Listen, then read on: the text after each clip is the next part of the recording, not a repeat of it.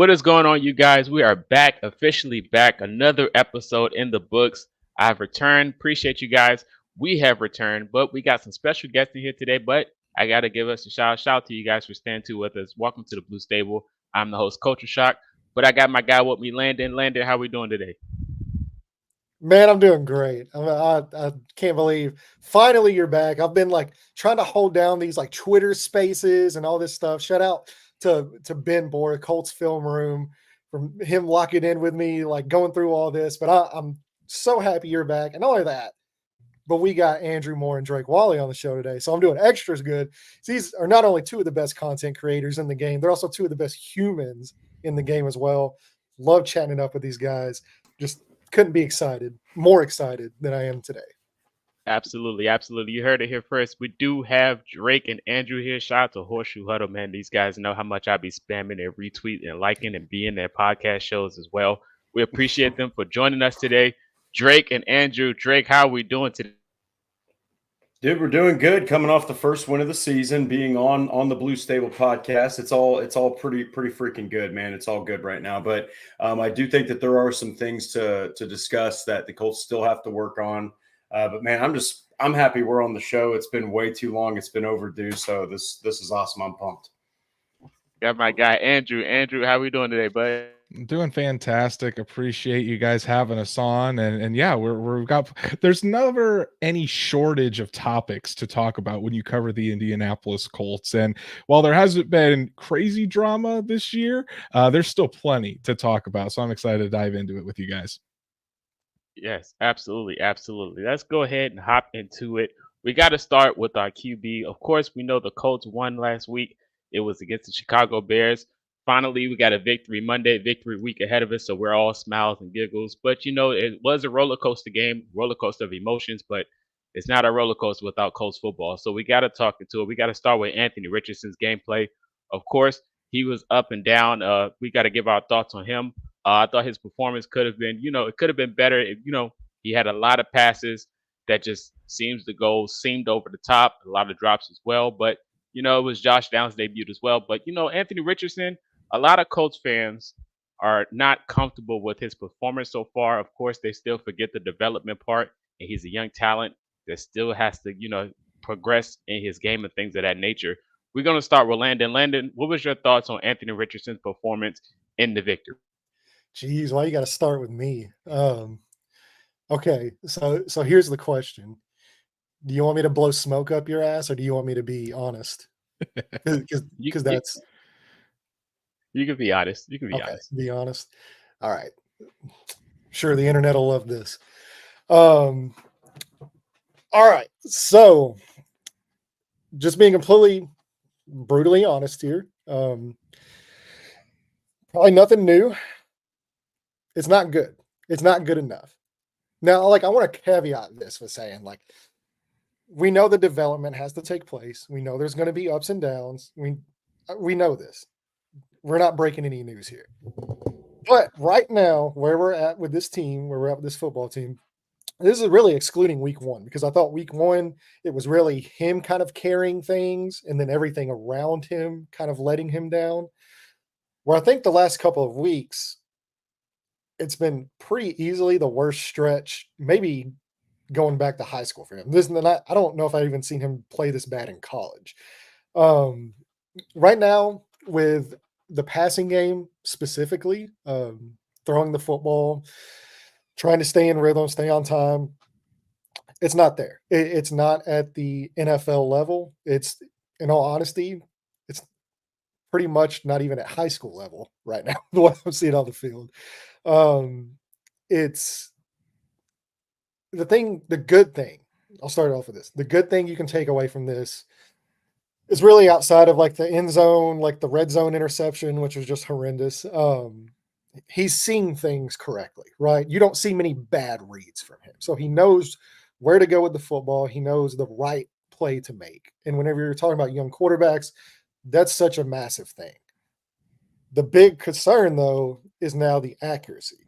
And we knew this was going to be a concern coming in, but it seems like he's even kind of regressed a little bit from last year, because last year I believe he was sitting around 59%. He was still making some good throws. This year he's sitting around 49%. So you've actually seen a decrease. And I know some of that's probably due to he's just hasn't played football for so long because, you had the injury early on, you have the rehab.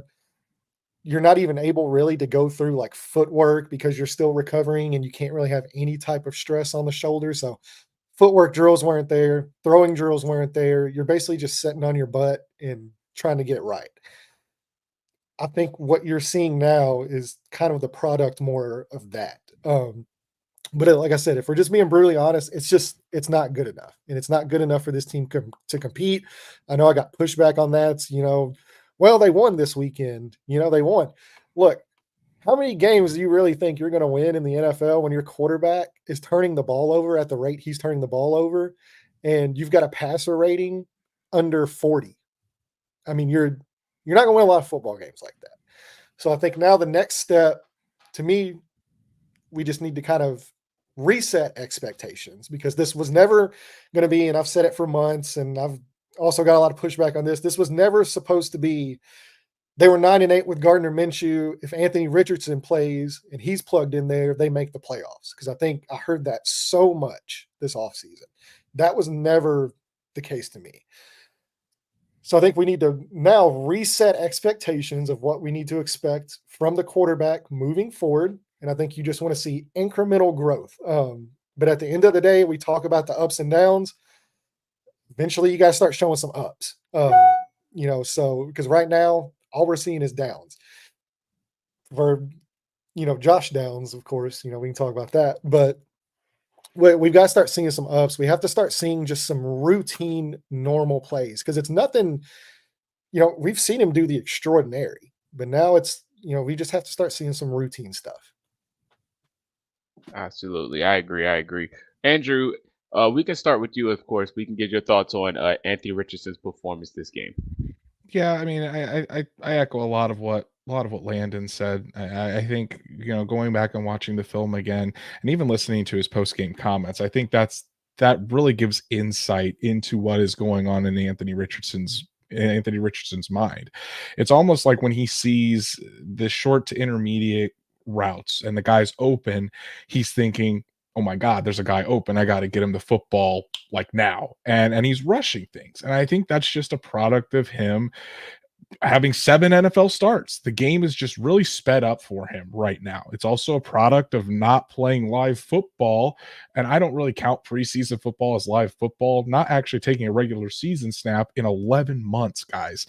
So that's why I think he's still just trying to get his feet back underneath him. The reason that the explosive plays are there and that the shot plays look a lot more accurate and a lot better is because I don't think he's thinking as much on those short to intermediate. He's just ripping the football on those short to intermediate throws. He's already putting a lot of pressure on himself. He's the game is already sped up, and he's thinking, I got to get it to my playmakers right away. I've got to hit this throw.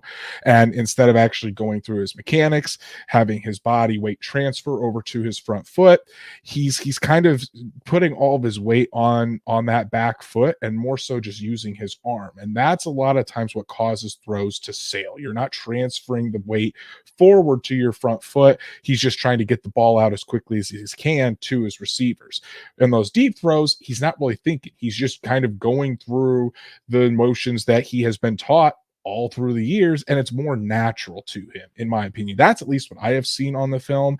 And I think a lot of this will get better once the game slows down for him. Now, when the game slows down for him, nobody knows. Anthony Richardson can't even say that. It's just the more reps he gets, the slower the game is going to be for him. And I think we also have to remember that quarterback growth isn't linear. There's going to be a couple of games in a row like this stretch that Anthony Richardson's going through right now where he looks terrible. And even, Colts Facebook, we all know the crowd over there is calling for Joe Flacco to be put in. But there's also going to be games, and it could even be start this week against the Steelers, where Anthony Richardson looks really, really good for a couple of games. And then against the Dolphins, a team that is going through it right now, Anthony Richardson could look like trash. Again, it's not linear. He's going to have ups, he's going to have downs, and it's not just going to be a steady progression. But when you look at the body of work as a whole at the end of the season, that's when you want to look back and say, okay, the game has slowed down for him. We saw a lot of areas where he progressed as far as being able to sustain drives, being able to make the correct decision. I like what you said, Landon. He knows where to go with the football, and I think that's a really good thing. I would rather have a quarterback that knows where to go with the football and is just missing things, rather than a guy that doesn't know where to go with the football, because it's a lot harder to correct that than it is to correct the minute little mechanic areas and get Yeah, the game you slow can. down. Those are two things, and you can only teach one of them. Exactly.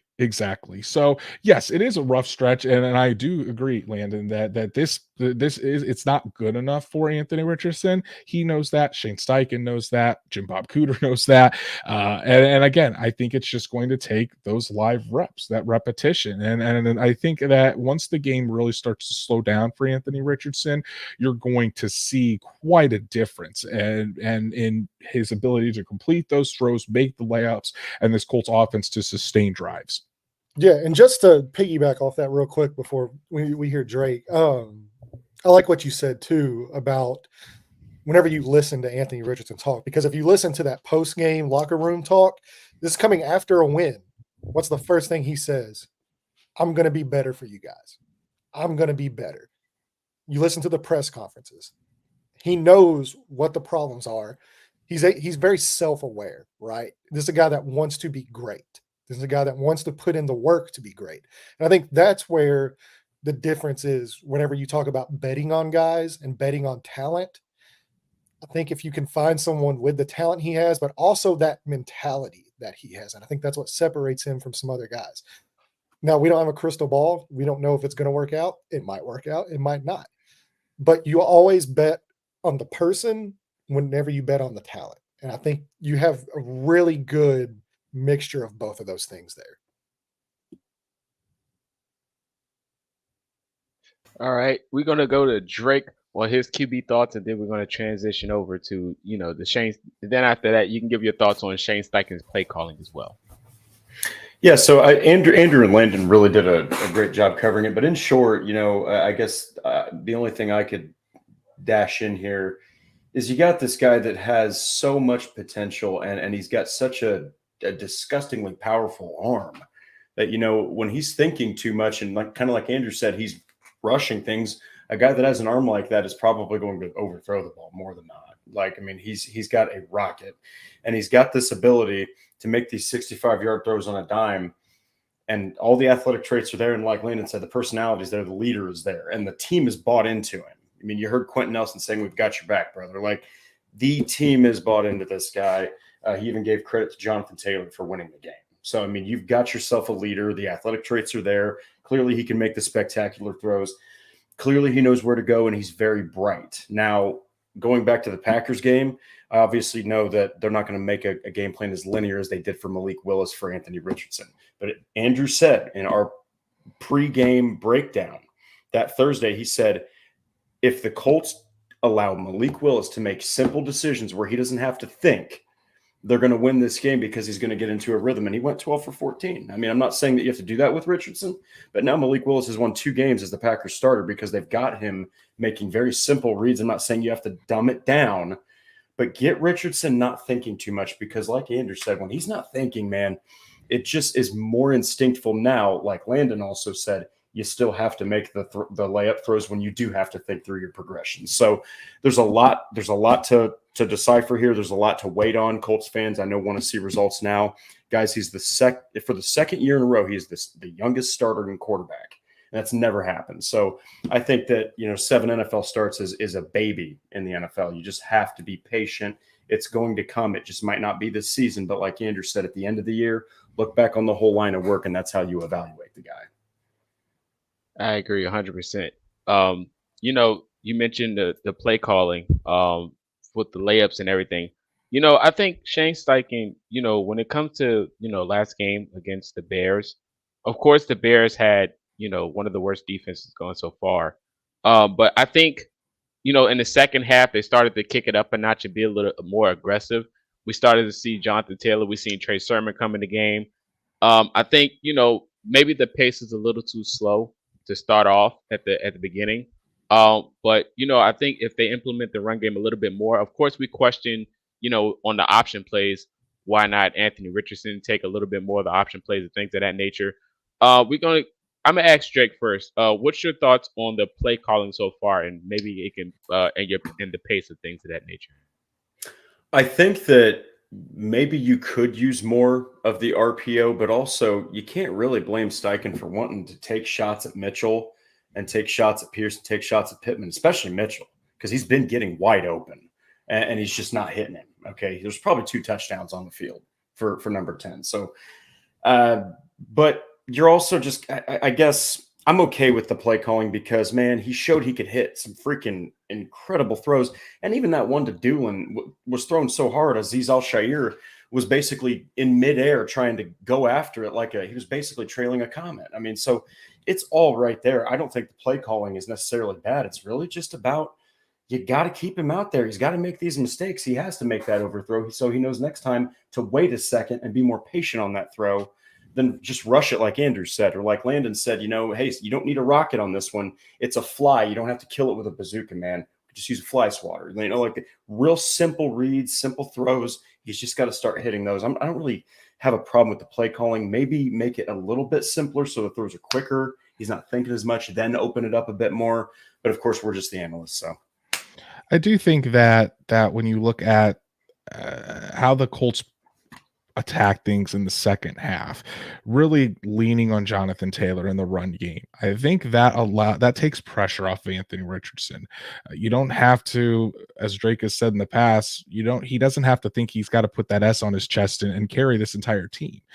Lean on that running game, lean on this offensive line that is performing like the best unit in football to start the 2024 season, to take some pressure off of Anthony Richardson. If I would make maybe one critique, I think an area that you could maybe use more is the hurry up, not necessarily no huddle where you're running up to the line of scrimmage, but just keep a quicker pace, because it does seem like we saw throughout training camp, we saw throughout the preseason, Anthony Richardson did seem more comfortable running that hurry up style offense rather than kind of slowing down a little bit. I just think that helps get him into a rhythm. I think that's the biggest thing, is getting him into a rhythm. Shane Steichen seems to be trying to do that. I thought the play calling against the Bears was much better than it was against the Green Bay Packers. I think Shane Steichen looked at that and realized he needed to make some tweaks to that. But overall, I don't really have too many issues with it. I do just think that the focus should be, obviously it's going to change game to game because Shane Steichen is such a chameleon in that way. But if you're looking at an overall theme, it should be about trying to get Anthony Richardson into a rhythm early and not putting everything on his plate, not making him drop back or try to throw the football 40 times a game. 25 to 30, I think, is that sweet spot range that you're looking for. And you want to be pretty balanced on offense, at least at this point, until the game starts to slow down for Richardson.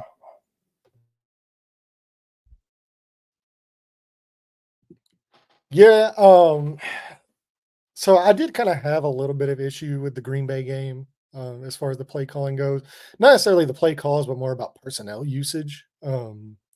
Because the way I've always heard it is, at the end of the day, it's Jimmys and Joes, not X's and O's, right? You hear that a lot. So I think Steichen kind of course corrected this week with Jonathan Taylor. I think he realized hey, and maybe we were underselling the impact of what Jonathan Taylor has on this, regardless of what you think about him in the passing game as a pass blocker. But he's very, very, very clearly the best player on this team, right? You can't have crucial situations in games where that guy's on the sideline. You just can't. And so I kind of think you're seeing that kind of correct itself this week, and we'll see if that's the case moving forward. As far as the way the play calling has gone, I honestly think, in a weird way, what they're doing is this is where you're really seeing the issue of missing those reps last year with him being hurt. this is, I think, them trying to course correct and possibly fast track that development as a passer because they are throwing him into the deep end of the pond here, like through the first 3 weeks. Like, this isn't training wheels. Let's get you some easy throws. Let's, hold your hand through this. They're throwing him out there and they're saying, hey, win from the pocket, win as a passer. This is what we want to see. I think a lot of that is due to the fact that he missed so many reps last year, and it's just something where he needs so much growth. And I think short term, people are going to look at it and say, like, hey, this is a mistake. They need to do a better job of, like Andrew said, getting him in rhythm, all this. Where I think if they continue on this path, where I think this pays dividends is later on, where the more comfortable he gets being a drop back passer, making the reads, the more you do it, the better you're going to get at it. And they are literally throwing him into the fire. Where I think is if he played last year and had those reps, I think you might see a little bit more of a different game plan because they're not even really utilizing the quarterback run game here through 3 weeks. Like, we don't see a lot of these designed runs with him. They're strictly saying, like, hey, this is Jonathan Taylor. We're going to run the ball. Anthony Richardson, pass. Like, you're a passer. You're a quarterback. So I think they're trying to fast track development this year. And I think that's solely due because of last year. As far as really anything else with Shane, I think Shane does a phenomenal job week in and week out. I think you see a lot of, like, the plays just aren't being executed. Like, and really that's coming from the quarterback position because of Anthony Richardson's struggles. Like, he's getting guys wide open. He's making guys, he's scheming things up. Like, but you got to hit them. So that's kind of where I'm at. Not worried about Shane. I think towards the end of the game, especially in the second half, and I know you said the Bears defense was a mess. It's actually kind of the opposite. The Bears defense is actually a really formidable unit. They're in the top half of the league in almost every statistical category on defense. They're great with takeaways, which we kind of saw that. But it was almost like he kind of saw enough in that first half to where the offense isn't moving the ball. And really now this is 2.5, games. And you went into that second half and you almost got to see a play caller that was kind of like similar. And this is going to bring up bad memories, but it was very similar of like the Carson Wentz, Frank Reich thing where he would just kind of got a little bit scared of his quarterback throwing the football. And so you kind of course correct to the run and you just lean heavy on Jonathan Taylor. Jonathan Taylor is one of those special players that you can do that and he can win you a week. He can win you games just because of how great he is. So very curious to see, because Pittsburgh, they're going to do the same thing. They're going to say, hey, we're going to keep a spy in the box. We're going to contain the edge. We're going to play zone defense. We're not playing man-to-man against Richardson. Can you make the easy passes into the zones? Can you do these simple things? If he can, we'll live with it. And you're going to have success on offense. But if he plays like he has the first 2 weeks, especially with TJ Watt on that other side, Minkah Fitzpatrick, like this is a tough game. If he cannot execute the easy things, you're probably going to see some more struggles this week. I agree 100%, man. And just to piggyback off the Jonathan Taylor, we got to give him his flowers for that performance. 23 carries, 110 yards, 2 touchdowns. Jonathan Taylor looked like himself. And him in open field, he's just super dangerous. And it's so good to have him out there on the field with Anthony Richardson because this is what we expected to see with this duo, especially in that second half. Those guys just started clicking and everything was moving in a good manner in that way. And it was awesome to see just Jonathan Taylor breaking loose and just looking like his natural self. And I think he's hitting his stride at the right time. So I mean, we're willing towards Pittsburgh. It's going to be an interesting matchup to go for at. But Andrew, what was your thoughts on just Jonathan Taylor in general, just looking like himself? Yeah, and I think we got a glimpse of this earlier in the year. Shout out to Luke, our good buddy there. But we heard this from Shane Steichen. We heard it from Chris Ballard that Jonathan Taylor was going to have a really good year.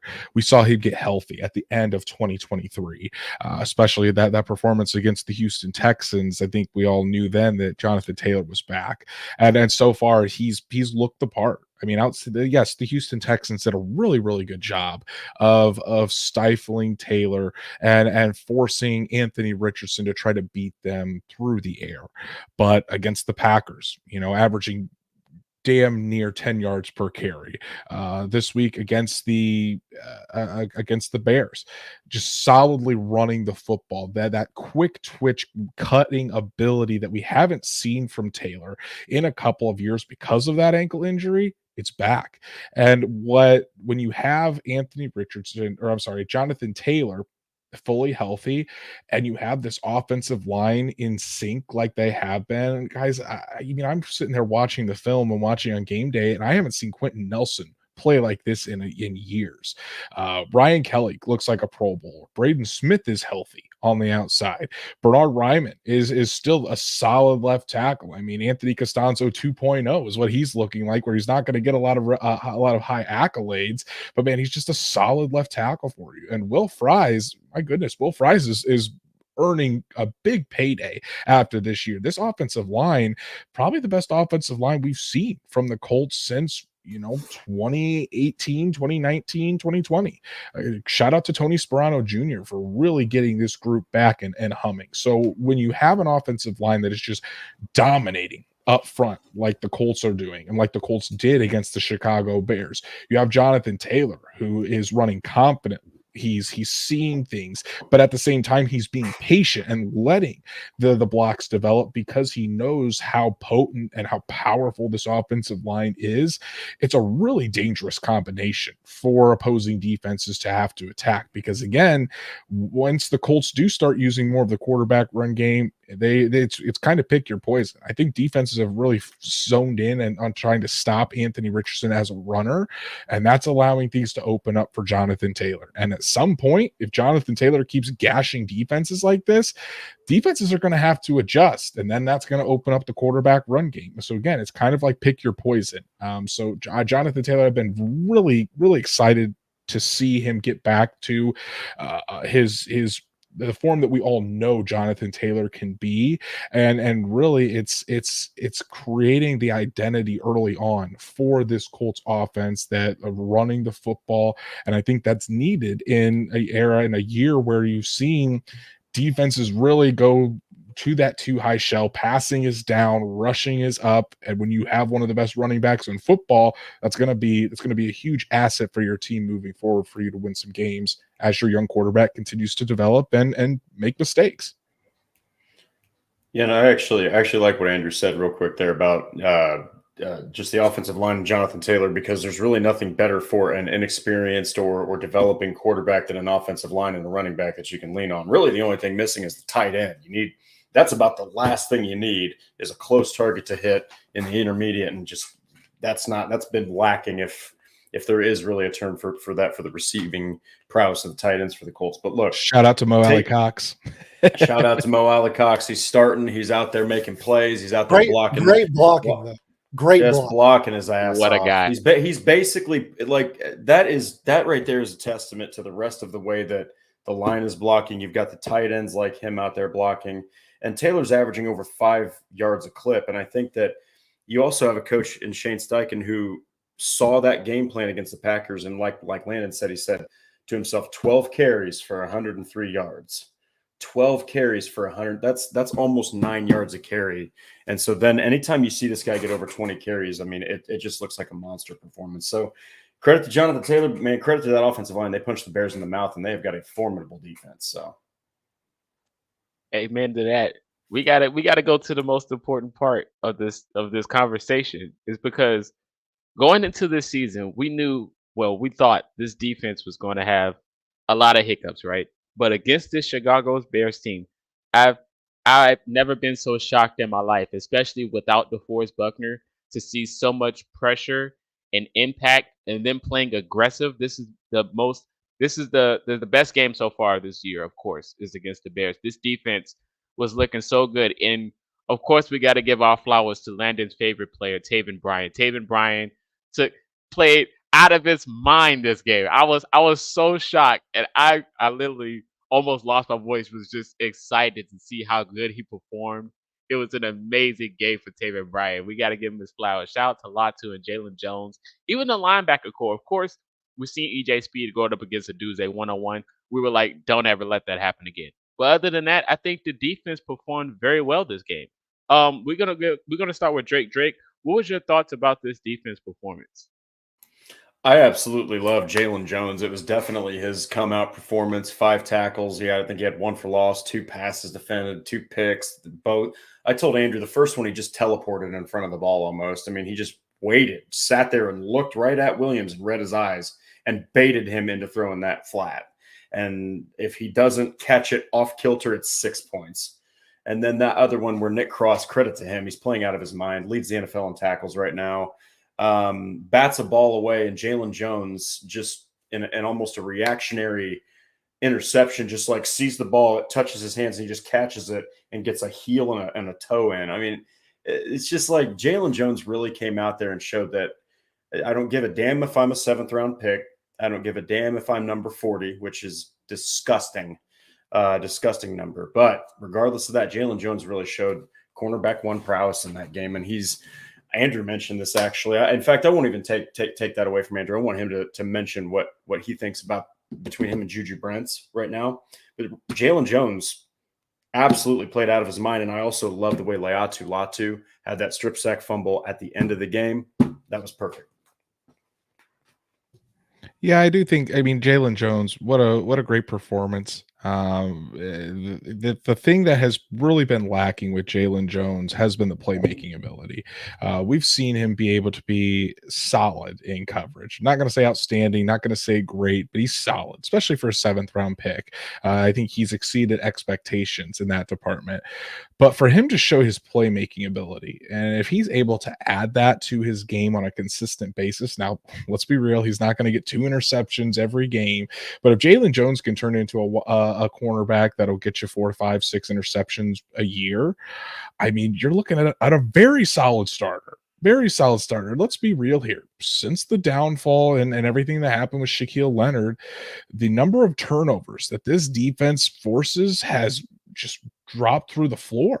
I mean, the playmaking ability of this defense has sometimes been non-existent at times. Sure, Kenny Moore, Julian Blackman were kind of the leaders in that regard last year, but outside of that, there really wasn't much playmaking. If you can add that, if Jalen Jones can add that to his game, especially for a defense that, again, Gus Bradley, I mean, while he's blitzing a little bit more and then he's adding some different wrinkles to his defense this year, again, you still it's a defense that's predicated on getting pressure with the front 4 and taking advantage of those opportunities when there's a turnover that's available to be made. Jalen Jones can add that. I think that just solidifies himself as a starting quarterback for the Colts for the foreseeable future. And what Drake was alluding to, I said this on our show last night, that at this point, I have more confidence in Jalen Jones being a starting quarterback long term for the Colts than I do Juju Brents. The best ability is availability. And while Juju Brents has a lot of potential, in order to show that potential and make good on it, got to be out there on the field. He's going to miss, he missed half the season last year, going to miss pretty much the entire season this year outside of 1 game. And you're going into year 3. Juju Brents of not much there to show for the future. Jalen Jones can really solidify himself, then I mean, that's fantastic. You have a solid starting quarterback out there. But at this point, you got to lean Jalen Jones just because he's proven more than Juju Brents had at this point. But yeah, very encouraged by that. Now, the next step for Jalen Jones is to continue that. We don't want to see any more performances like against the Green Bay Packers where doesn't seem like you even jump for the football when Romeo Doubs skies over top of you, or silly mental mistakes out there. Build on this performance and make sure that this is that down the line we're not surprised when you have a performance like this, and you're expected to go out there and be a solid performer for this defense. All right, so I hate being this guy. I really do. I hate it. Um, so going back, I've watched the game now 4 times at this point because really, like, I just wanted to see kind of what were the changes that were made on defense. Was it, did they get out of the 5 wide? Did they go to base? All these just little idiosyncratic things. Um, I think it's a little bit of fool's gold, and here's why. The linebacker play, I gotta give credit. The linebacker play was much, much, much better. Um, the tackling, especially from Jalen Jones, he still missed a few tackles. You can't have that. And unfortunately for the Colts, you don't really get to play Matt Pryor every week. Unfortunately with the defensive line.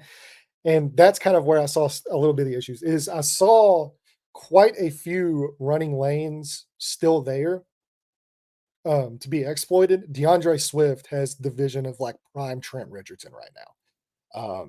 There were so many things missed from the running back position where if he just makes one cut and makes a linebacker miss, I mean you're going. Um, the one thing I was terrified of was Khalil Herbert and Roshan Johnson actually getting more work in this game. And I think whenever they were on the field, they were a little bit, well, not even a little bit, they were quite a bit more productive than DeAndre Swift was. And I think moving forward now, you still have quite a few things to shore up. And I think they did miss DeForest Buckner. Credit to Taven Bryan, like you said, my favorite player, whatever. I have actually recently gone to bat for him because I don't think he was being properly utilized in the correct way. Like you can't line that guy up at nose tackle. You just can't. It's so stupid. And even he came out and said it this week. Like I can do it, but it's probably not going to go that well. So they did play him more at 3 tech. Adebaware had a little bit, more, but man, that Bears offensive line, it was bad. It was bad. Like very, very, very bad. And you still allowed Caleb Williams. He almost threw for 400 on you. You've got, and a lot of that was due. I mean, he made some great plays, but a lot of that was due still to some missed tackles. So you've got a lot to shore up with your tackling. You have a lot to shore up with your gap defense, making sure the discipline, you're staying in your gap discipline. You got a lot to shore up because if DeAndre Swift had any kind of average running back vision, there were so many things that the Bears could have taken advantage of in that game that they just didn't. And I don't think a team that's coached like Mike Tomlin coaches his Pittsburgh Steelers or, Miami with the way that they run the football, especially with that kind of Shanahan motion zone scheme that they have, it just opens up so many spaces and it's up to the running back to read and just hit. There are some worries there. So I don't want to get too high. You're never as good as you think you are. You're never as bad as you think you are. I don't think they're as bad as what they put on film the first couple weeks. They're not that bad. But I don't think they're as good as kind of what they showed in Chicago. I think Chicago did a huge job of beating themselves more than what the Colts did up front, really beating the Chicago Bears. And so that's just kind of why I want to temper expectations and say, hey, you can only play with who's in front of you. We get that. But let's stack it up with another good week. Let's stack it up with a week and be a little bit more disciplined with our tackling, be a little bit more disciplined, in our gaps, in our zones, going up against the Steelers team. I will say this, that I really liked the difference in the defensive line rotation this week than the first 2 weeks. Really Grover Stewart and Raekwon Davis anchoring those early rundowns like it should be. And I think, taking Taven Bryan out of those situations, allowing Raekwon Davis to eat space there in the middle. I think part of the reason potentially for that too was Raekwon Davis missed all of training camp in the preseason because of high blood pressure. He himself is going to have to work himself back into shape. So I really like that. I also really liked the change of using Dio Dangbo and Tyquan Lewis inside on third down and in those obvious pass rushing situations. That's what I've been clamoring for since DeForest Buckner even started hurting his back. You need to find a way to get Dio Dangbo on the field more, especially in those pass rushing situations where he truly excels. We already know what Tyquan Lewis can do, bringing the pressure. It allows Leatu Latu to get on the field more if you're putting those guys inside and having another spot on edge. So I really like that, and I think they were able to get a lot of good pressure on Caleb Williams. But obviously, Caleb Williams is so slippery; he was able to get out of the well at least a couple of times. I don't think, and while Justin Fields has that athleticism, he's not as slippery as Caleb Williams. And I think you can affect Justin Fields more with pressure than you can Caleb Williams. So we'll see if they can do the same thing. The Steelers offensive line, while it's not fantastic, it's definitely better than the Chicago Bears. But pressure really hasn't been pressure hasn't been an issue for the Colts this year. It's about, like you said, Landon, staying disciplined and making sure you're able to stay in those gaps and eat up the space so that it allows Zaire Franklin and EJ Speed to go out there and make plays. So we'll see if they're able to do that this weekend. And I think, too, this is the first week really that we've seen that they've actually allowed the pass rushers to be pass rushers, right? You're not getting these, second and threes, third and ones. You're not getting into these situations to where you're not able to rush the passer. And I think that's really what's been lacking. That's, everybody's kind of lamenting, like, when is Latu going to make an impact? He's got to be in a position to make an impact. And that's been the key, is whenever he's out there, he's fine, but he hasn't really been in positions to do that. And this is what this team has missed, is what he put on film this last game. He's phenomenal game from him. This is what this team has missed since Robert Mathis retired, is a guy that can go out and end a game for you. Whenever they're making their last drive, trying to make a stand and keep themselves in that ball game, he'll go get you the ball back. And that's what I think this team has lacked the first 3 weeks. Well, it's lacked that for a while, but I think now being in those positions to where, hey, we have to throw the football, we're going to just tee off on you guys. That's really where you're going to start seeing the pass rush make its mark, because while this team hasn't been great run stopping, I do think there are, even without DeForest Buckner, like, you've got some horses on that defense to rush and passer. We'll see what happens with Kwity Paye moving forward, how injured he is, how severe that is, because that'll be a big loss as well. Because I thought he did some really good things in the run game this last week, as far as containing the edge. So hopefully he's able to go. But Andrew, you're 100% correct. You've got to find a way to get Dio Dangbo on the field more. You've just got to, because every time he is out there, that guy's flashing right now. You got to get him on the field. I've actually been right there with Andrew. I mean, he has the size and the power he's basically a straight line runner that has just got the power of I think who was it? Used to be the head of scouting for the Colts. He called him Hurricane Dio. I can't even remember his name now. Oh, anyway, Morocco Brown. Morocco Brown, yeah, Morocco Brown called him Hurricane Dio. I mean, the guy just causes havoc. I mean, he's got outrageous strength. He has defensive tackle type qualities, and he's just, like Landon said, he probably will eat up double teams too. But while I know that Leatu Latu had a game and Kwity Paye, I think both of them had 5 pressures each. I do like what Landon said. Like, it's great to get a win. Okay. It's great to go out there and flash and your defense looks good and you get a bounce back win. Personnel was used correctly. But man, the Bears offensive line I remember watching a play where they pitched it to Swift and their offensive line fell over each other. They all fell over each other, and Swift had 5 Colts in front of him. I mean, I don't know what Shane Waldron's doing, but look, I know the Colts got to win, but it's that damn speed option. It's that damn speed option. It's definite. Can we ban that instead of cover 2? Can we get rid of speed options instead of cover 2? Speed option. Because I'm just saying, like, the Colts need to look at this like, hey, we got to win, but you are facing a more talented team this coming week. So, yeah, I agree 100%. That speed option play was crazy. Hey, but that was the team looking at film, because last week it was kind of like that. And credit to the defense, because in our preview video, Landon was mentioning how the plays are going to be implemented for DJ Moore, pretty much those RPOs type bubble screens things. And they picked it up very well. And shout out to Kenny Moore, one of the best in the game. whenever it was on his side, I just knew it was a stop because Kenny Moore is just that much of a dog. So we got to give Kenny Moore his flowers for sure, man. But overall, it was a good victory for the Colts. Of course, we're battle tested next week against a team I despise the most because the Steelers, every time the Colts play them, is just records being broken and things of that nature. So hopefully that's a change of scenery this time. But it's going to be interesting. But that's pretty much going to wrap it up this week. Shout out to the special team. Shout out to the red zone defense from the Colts. They played exceptional this week as well. So we're going to be back with the Steelers preview on Thursday. So you guys tune in for that. But we appreciate the Horseshoe Huddle for tuning in with us, Andrew and Drake.